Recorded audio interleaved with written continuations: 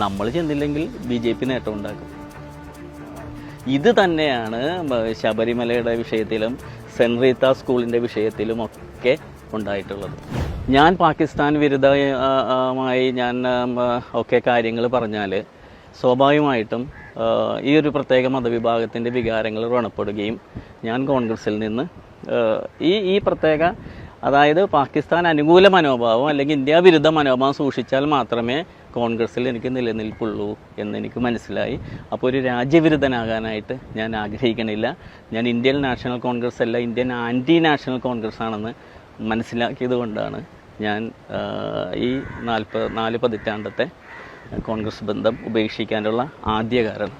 ഈ വിഷയങ്ങൾ party വേദിയിലോ party കമ്മിറ്റികളിലോ മറ്റങ്ങ് ഉന്നയിക്കാൻ ശ്രമിച്ചിട്ടുണ്ട്? അത്തരം ഒരു ചർച്ചയെങ്കിലും നടന്നിട്ടുണ്ട് പാർട്ടി കമ്മിറ്റി? ഉന്നയിക്കാതിരുന്നതിന് കാരണം എനിക്ക് ജില്ലാ കോൺഗ്രസ് കമ്മിറ്റി അധ്യക്ഷൻ മുഹമ്മദ് ഷിയാസ് ഇങ്ങനൊരു വിഷയമുണ്ടായപ്പോൾ എന്നെ വിളിച്ചു എന്നുള്ളത് നിന്ന് തന്നെ എനിക്ക് ജില്ലാ കോൺഗ്രസ് കമ്മിറ്റിയുടെ മനോഭാവം എനിക്ക് മനസ്സിലായി. ഏത് നേതാവിനോടാണോ ഞാൻ പരാതി പറയാൻ പോകുന്നത് ആ നേതാവ് നിലനിൽക്കുന്നത് തന്നെ ഇവരുടെ കാരുണ്യം കൊണ്ടാണ്.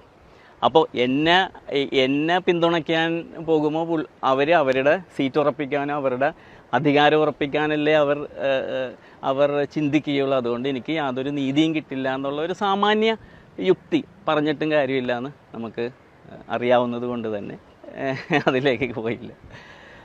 ഈ വിശ്വാസത്തിൻ്റെ കാര്യം വരുമ്പോഴേക്ക് പലപ്പോഴും ഹിന്ദു സംഘടനയേക്കാൾ മുൻപന്തിയിൽ നിന്ന് വർത്തമാനം പറയാൻ ഇടയ്ക്കിടയ്ക്ക് കോൺഗ്രസ് ശ്രമിക്കുന്ന കാഴ്ച അടുത്തും കൂടി കണ്ടു.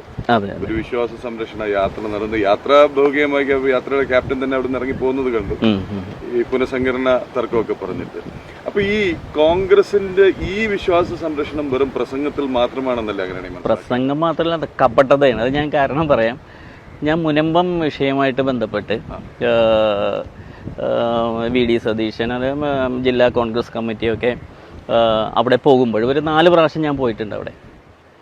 അപ്പോൾ പോകുമ്പോൾ ഏറ്റവും അടുത്ത കോൺഗ്രസ് വൃത്തങ്ങളിൽ നിന്നും എനിക്കറിയാൻ കഴിഞ്ഞത്, ഞാൻ മനസ്സിലാക്കിയത്, മുനമ്പം വിശ്വാസികളുടെ അല്ലെങ്കിൽ മുനമ്പം നിവാസികളുടെ ആശ്വാസത്തിനോ അവർക്കൊരു സംരക്ഷണം നൽകാനോ അവർക്ക് ഒരു നേട്ടമുണ്ടാകാനല്ല പോകുന്നത്. നമ്മൾ ചെന്നില്ലെങ്കിൽ BJP നേട്ടം ഉണ്ടാക്കും. ഇത് തന്നെയാണ് ശബരിമലയുടെ വിഷയത്തിലും സെൻറ് റീത്ത സ്കൂളിൻ്റെ വിഷയത്തിലും ഒക്കെ ഉണ്ടായിട്ടുള്ളത്. കുന്നമംഗലത്തെ പെൺകുട്ടി ഇതിലും വിശദമായി ഇതിലും വ്യക്തമായിട്ടൊരു കുറിപ്പ് എഴുതാനില്ല.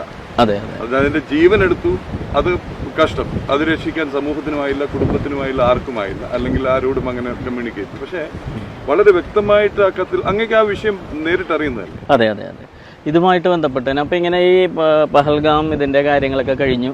എന്നെ വിളിച്ച് പറഞ്ഞു. ഞാൻ പറഞ്ഞു അത് ആ വീഡിയോ നീക്കം ചെയ്യാൻ പറ്റില്ല. കാര്യം ഞാൻ നമ്മൾ ഏറ്റവും ആദ്യം ദേശസ്നേഹം, അത് കഴിഞ്ഞ് ബാക്കിയെല്ലാം വരുന്നുള്ളൂ എന്നുള്ള അതുകൊണ്ട് തന്നെ ഒരു ദേശസ്നേഹിയായിരിക്കാൻ തന്നെ ഞാൻ തീരുമാനിച്ചു.